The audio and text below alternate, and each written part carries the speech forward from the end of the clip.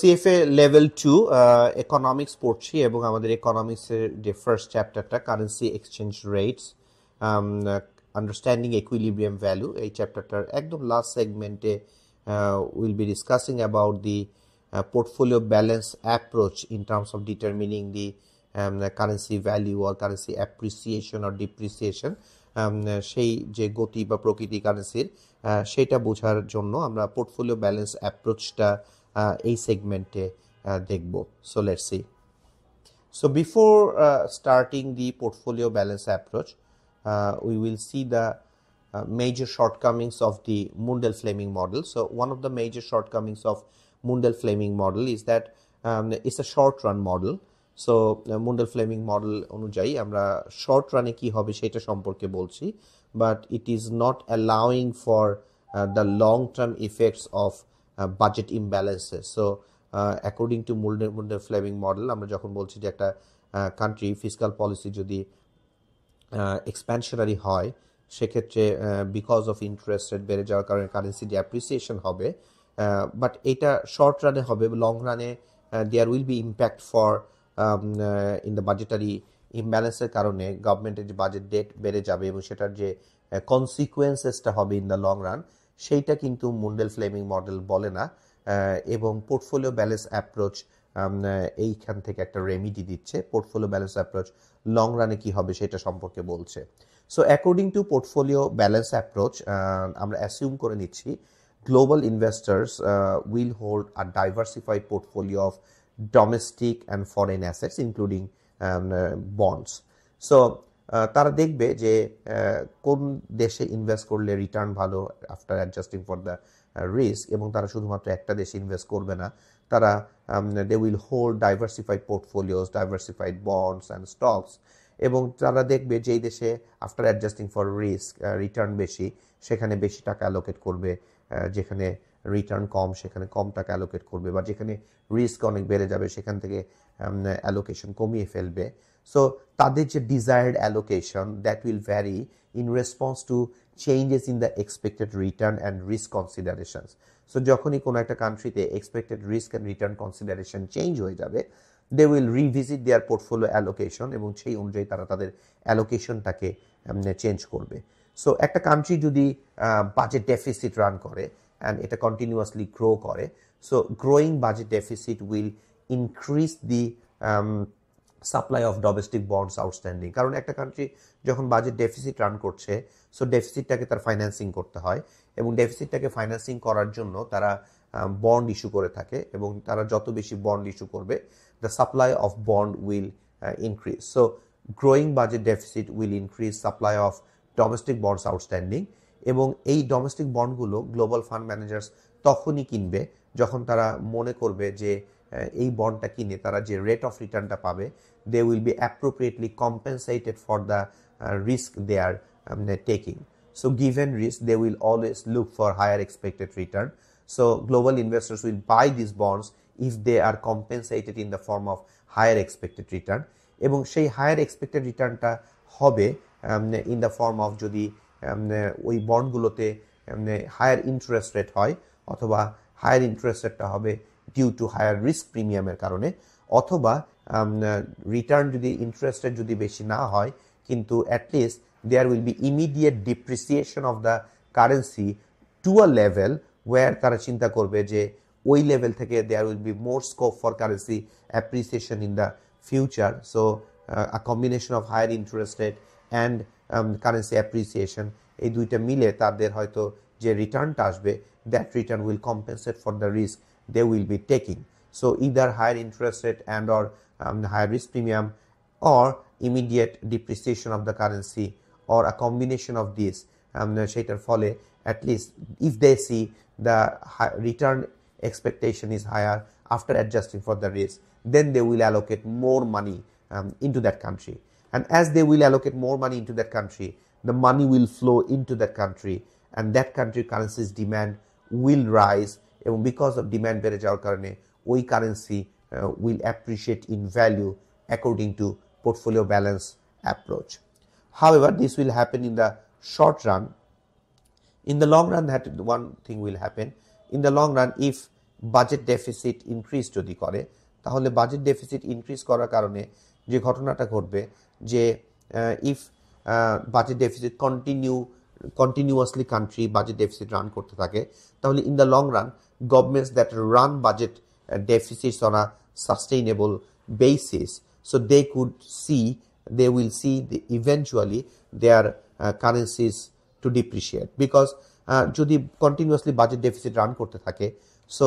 গভর্নমেন্টের ডেট বাড়বে, গভর্নমেন্টের ডেট বাড়তে বাড়তে বাড়তে বাড়তে যদি এটা একটা আনসাস্টেইনেবল লেভেলে চলে যায়, সো বিকজ অফ দ্যাট আনসাস্টেইনেবল লেভেলে চলে গেলে this global fund managers will see, তারা মনে করবে যে গভর্নমেন্টের ডেট লেভেলটা আনসাস্টেইনেবল লেভেলে চলে গেছে এবং গভর্নমেন্ট এই ডেটকে হয়তো মানিটাইজ করবে। মানিটাইজিং ডেট মানে হচ্ছে by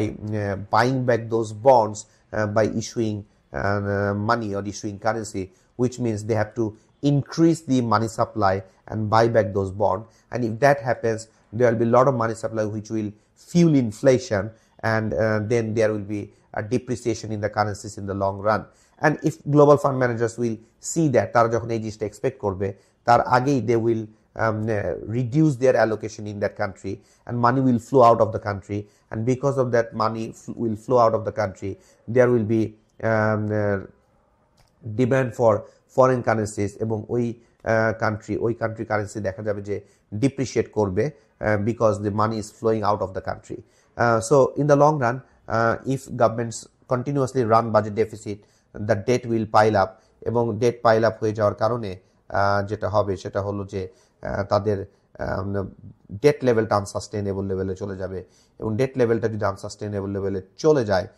that will cause the currencies to depreciate in value, because global fund managers will reduce their allocation in that country. However, what we can do, we can combine this Mundell-Fleming and portfolio balance model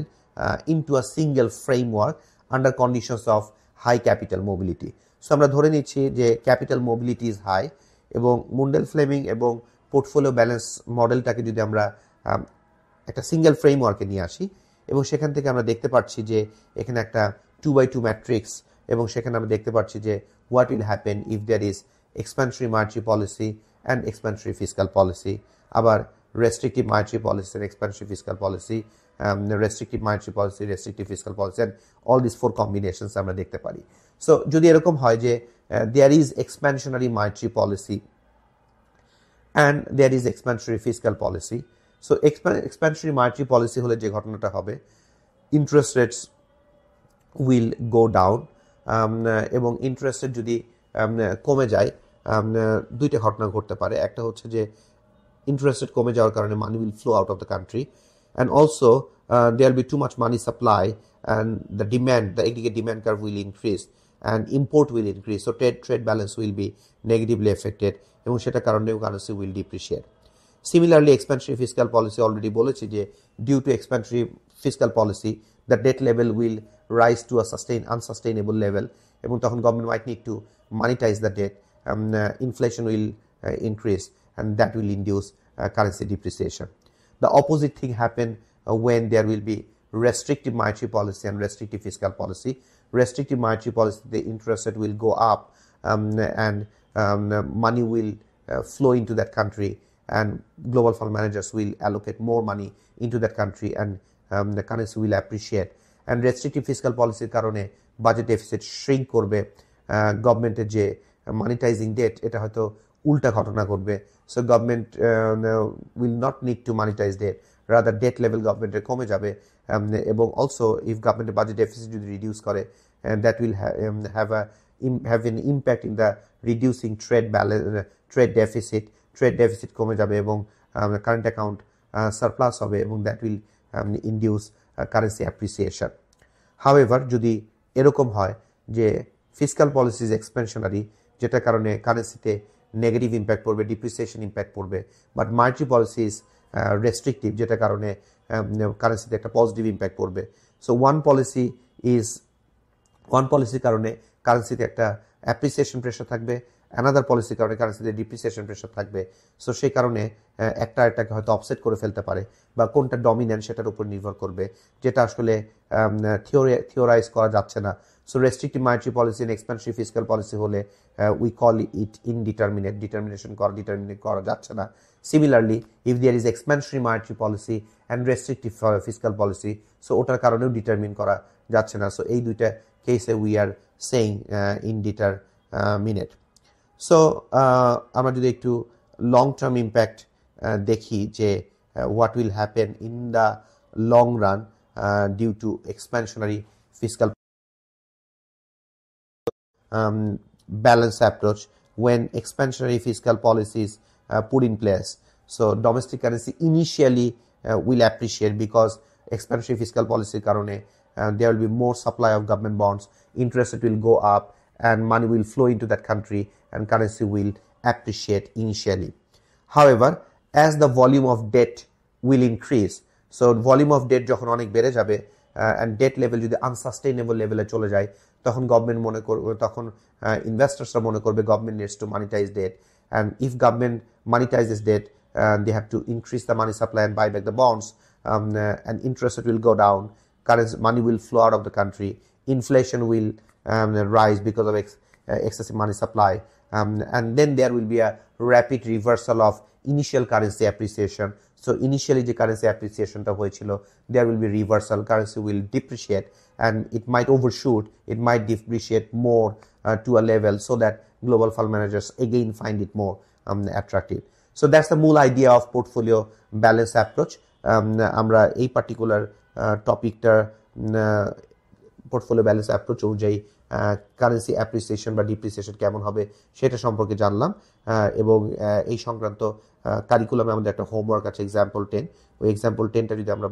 করি তাহলে will be able to know যে how this things work, and also পরীক্ষায় এই ধরনের question আসলে আমরা পারবো। So that's all about portfolio balance approach for determination of currency appreciation or depreciation.